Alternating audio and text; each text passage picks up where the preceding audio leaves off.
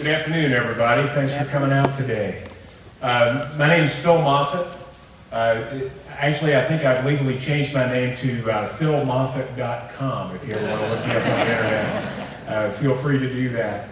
I'm a businessman from Louisville, and I've never run for public office. I'm not an attorney. I just happen to be a habitual taxpayer. My wife, Christy, and I have been married for 14 years. We have 4 wonderful adopted children, and we thank you for this opportunity to speak to you today. My running mate is Mike Harmon. He's a state representative out of Danville. He's a good Christian conservative, he's a fiscal conservative, and he's a constitutional conservative, just like I am. And we put together a nice team, and we have a good plan for Kentucky, and I'd like to explain what that is to you today. Now, elections today, folks, are not about politics. They're about the direction we want the country to go. That's right. It's quite a change over what's happened in the last few years. And ladies and gentlemen, we stand at a 1776 moment. Do we want freedom, liberty, or prosperity? Or do we want the American dream to drown in red ink and the pile of debt that the federal government and our state government has piled on top of us? And are we going to do something about that? Now, recently, Kentucky was ranked as the worst run state in the nation. Absolutely worst. We're king of the dung heap, if you can believe that. The title of the article was, "It's not California, it's Kentucky."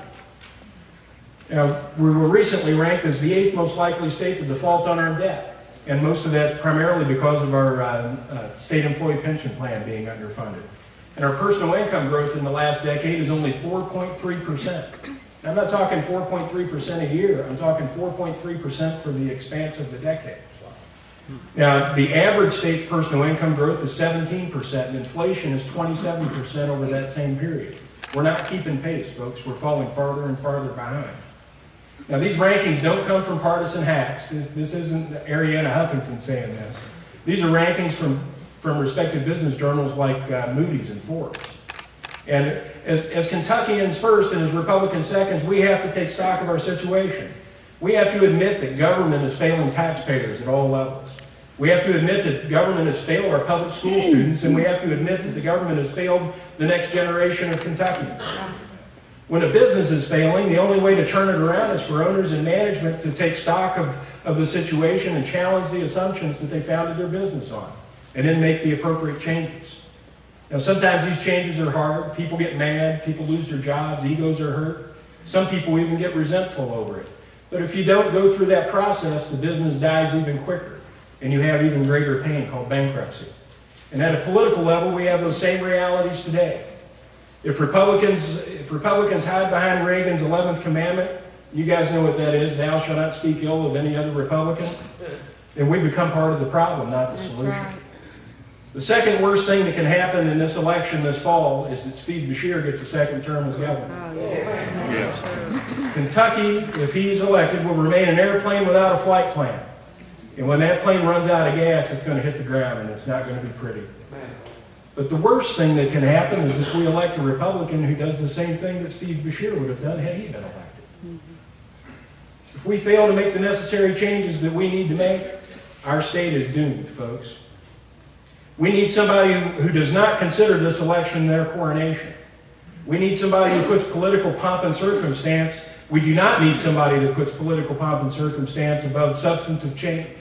We do not need someone who's more worried about re-election than they are about doing the right thing. Now, I was recently yelled at by a state senator at a public forum because I openly criticized our state's failures, the failures in leadership, and I was talking about both sides of that aisle. This person said I was wrong to bring these issues up because Democrats will hear about these problems and they'll know how to beat us in the next election. Now, that's a fool's logic. Yeah. We have to admit we have problems and we have to fix them. The voters have already figured it out, and if you don't believe that, give Trey Grayson and Jack Conway a phone call. Yeah, that's right. Ask a Tea Partier whether they figured it out or not. Am I right? To win, Republicans have to show Kentuckians that we know the path to the most free and prosperous Kentucky they've ever known. The state that knows how to really balance a budget, a state that knows how to get out of the way and allow businesses to prosper and grow jobs. A state that will admit that parents are primarily responsible for educating their kids and give them the free market tools to go out and do that. These are the things that we must do. We have a Four Corners platform, and if you guys haven't received one of these palm cards, please find one. We have a table outside on your way out. The Four Corners platform includes fighting for state sovereignty under the 10th Amendment to beat back Obamacare. Amen.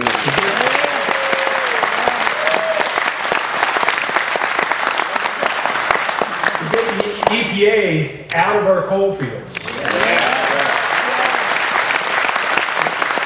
And get the FDA off our farms. We are free, intelligent, prosperous people that can handle our own business. We don't need the federal government showing us how to do it. Yeah. Amen.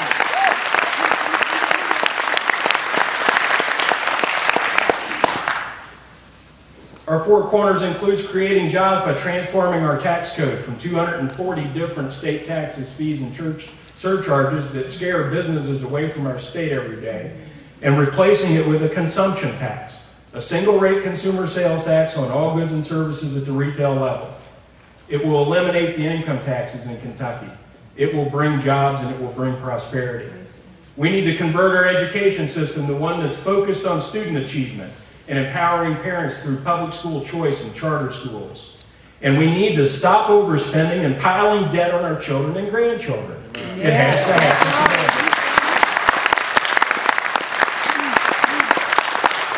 As I said earlier, this is a 1776 moment, and it's an election about choices. So let's talk about those choices a little bit. One of my opponents is Jefferson County Clerk Bobbie Holsclaw. She's been a government employee and elected official most of her career.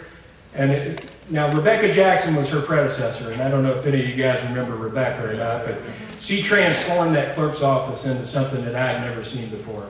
And anybody that had to renew a car tag or a driver's license really appreciates what Rebecca Jackson did for us. And Bobbie's done a great job of keeping those efficiencies going, and I'm happy to say that. And I don't question her ability to work within a political system, but are these the skills that we need most in the governor's office today? Do we need people that are ingrained in government think, or do we need business people, entrepreneurs who think outside the box and attack problems at their core, not at the political level? Amen. My other opponent is a smooth-talking attorney and a politician. I'm telling you, he's a savvy parliamentarian. Of been around for 26 or more years. This guy knew what he wanted to do when he grew up, because right after college he ran for elected office. I mean, straight out of law school. Now, he's been our Senate president for the last 11 years, and he's done some good things, I will admit. And that's been since 2000. And during that span, we've had 2 Democrat speakers of the House. We've had 2 Democrat governors and 1 Republican governor. And we've had David Williams as our Senate president during that entirety. He was the only constant force in those 10 years. Now, the Senate president, the governor, and the Speaker of the House are the ones that make all the decisions in Frankfurt. They make all the decisions, and the rank and file people generally follow suit. Now, he's negotiated the last 6 state budgets, and at the end of each of those budget cycles, he's declared them as balanced, just like the governors have and everybody else. But over those 11 years, the state's debt and underfunded pension plan has gone from about $3 billion in the year 2000 to $44 billion in the year 2010. Each Kentucky taxpaying family now has a little bit more than $24,500 worth of state debt strapped to them. And that number is getting bigger every day. Now, how is it possible for our state to have this much debt? And did you know we have a balanced budget amendment in our Constitution? Did you all know that? We had a big hoorah up in Frankfurt this week about Rand Paul coming in and asking the federal government to do a balanced budget amendment. And I found it quite interesting that David Williams sat there asking for that, knowing that we don't balance our own state budget. But we have a balanced budget amendment. Now, let me tell you what that balanced budget amendment says. It says that if the state can project enough revenue over the next 2 years to cover the increase in our debt service, we can borrow as much money as we want. That's no different than me standing or somebody standing at a Best Buy with a credit card looking at a $17,000 big screen TV they can't afford and trying to figure out if they can cover the monthly payment, the increase in their credit card's monthly payment. That's what we call a balanced budget in Kentucky right now. It does not mean that to me as a business person. It certainly doesn't mean that to you as a homeowner or as a business person yourself. Now we also have, I don't know if you know, we're ranked at the bottom of almost every reasonable measurement when we're compared to other states. We have, as I mentioned before, have one of the most unfriendly business tax environments in the country. Williams has voted numerous times to raise taxes, especially on alcohol and tobacco, and he openly advocates for a statewide smoking ban.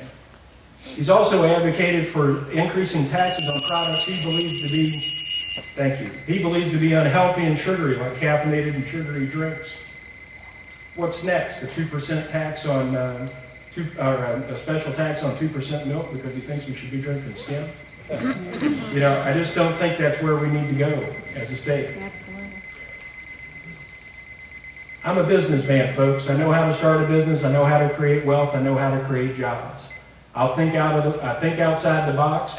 I'm not in this as a career. I'm in this to be a two-term governor to turn this state around and point us in the right direction.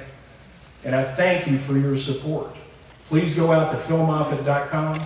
We have a lot of things to offer. Sign up for the email alerts. Find out about our campaign. We need people and we need money, just like any other political campaign.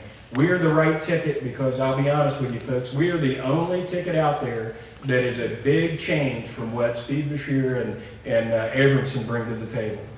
We will be the ticket that the voter gets excited about. Otherwise, it's career politicians against career politicians. Thank you and God bless.